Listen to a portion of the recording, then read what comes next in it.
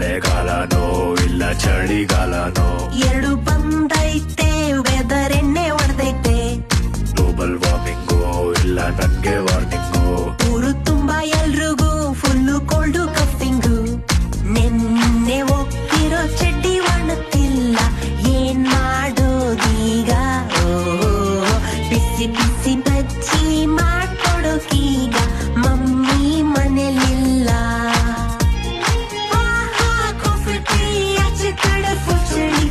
ಮೆಣಸಿನ್ಕಾಯಿ ಬಜ್ಜಿ ಇದ್ರೆ ಮಜಾ ಇದೆ ಕಾಫಿ ಟೀ ಆಚೆ ಕಡೆ ಫುಲ್ ಚಳಿ